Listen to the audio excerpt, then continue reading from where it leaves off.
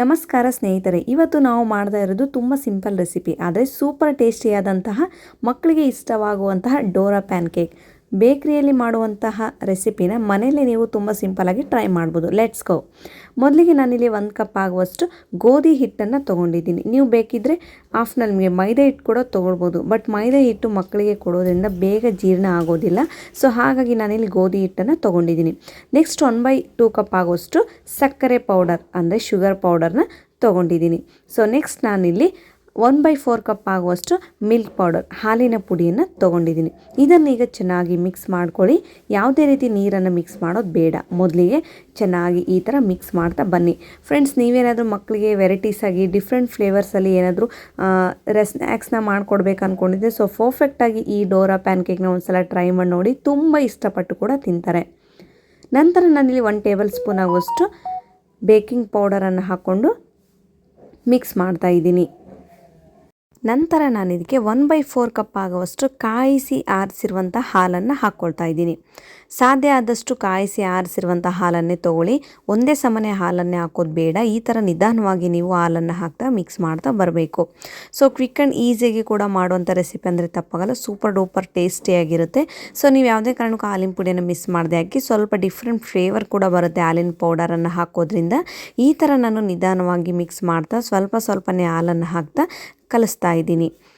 So ನೋಡಿ, baking powder ಇಲ್ಲ ಅನ್ನೋರು ಬೇಕಿಂಗ್ ಸೋಡಾ ಕೂಡ ಹಾಕ್ಕೊಳ್ಬೋದು. ಬಟ್ ಪೌಡರ್ಗೂ ಬೇಕಿಂಗ್ ಸೋಡಾಕ್ಕೂ ತುಂಬಾ ಡಿಫ್ರೆನ್ಸ್ ಆಗುತ್ತೆ. ಸೊ ಸಾಧ್ಯ ಆದಷ್ಟು ಬೇಕಿಂಗ್ ಪೌಡರನ್ನೇ ಹಾಕ್ಕೊಳ್ಳಿಕ್ಕೆ ಟ್ರೈ ಮಾಡಿ. ಈ ಕನ್ಸಿಸ್ಟೆನ್ಸಿಗೆ ಬರೋ ತನಕ ನೀವು ಬ್ಯಾಟರ್ನ ಚೆನ್ನಾಗಿ ರೆಡಿ ಮಾಡ್ಕೊಳ್ಬೇಕಾಗುತ್ತೆ. ನೋಡಿ ಎಷ್ಟು ಚೆನ್ನಾಗಿ ತಿಕ್ಕಾಗಿ ಬ್ಯಾಟರ್ ರೆಡಿಯಾಗಿದೆ ಅಂತ. ಸೊ ಇದು ಯಾವುದೇ ರೀತಿ ನೀವು ರೆಸ್ಟ್ಗೆ ಇಡೋ ನೆಸೆಸಿಟಿ ಇಲ್ಲ. ಸಿಂಪಲಾಗಿ ಇದನ್ನು ತವ ಬಿಸಿ ಮಾಡೋ ಅಷ್ಟು ರೆಸ್ಟ್ ಮಾಡಿದರೆ ಸಾಕು.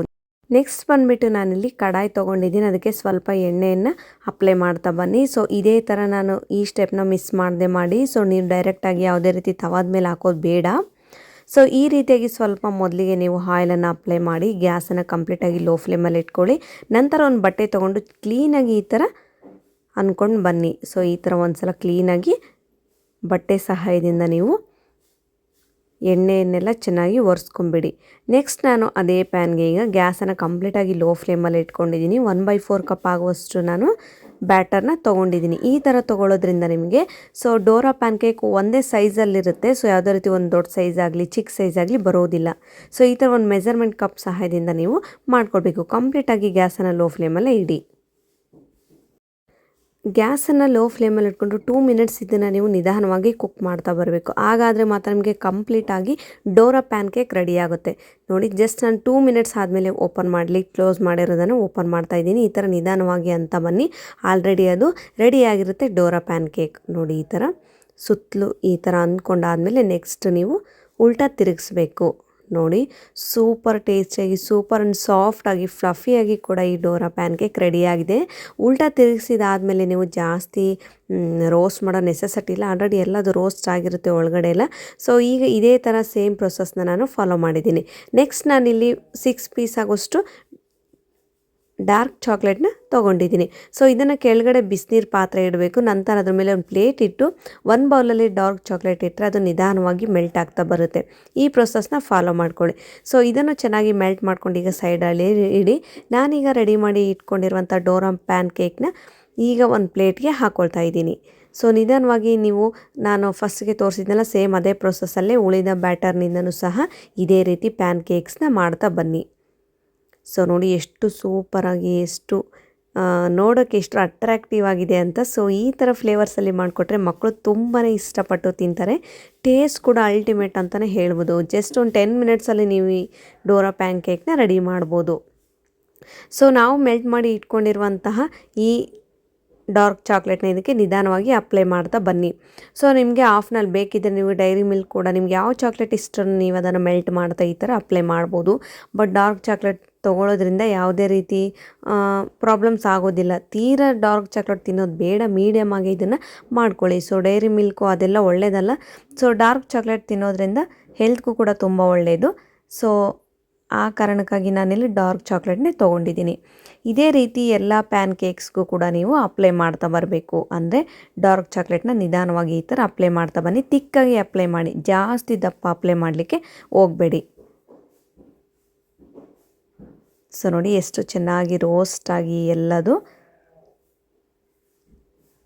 ಈಗ ಇದೇ ರೀತಿಯಾಗಿ ನಾನು ರೆಡಿ ಮಾಡಿ ಇಟ್ಕೊಂಡಿರುವಂತಹ ಈ ಡೋರಾ ಪ್ಯಾನ್ ಕೇಕ್ಸ್ನೇ ನಿಧಾನವಾಗಿ ನಾನು ಡಾರ್ಕ್ ಚಾಕ್ಲೇಟ್ನ ಎಲ್ಲದಕ್ಕೂ ಅಪ್ಲೈ ಮಾಡಿದ್ದೀನಿ.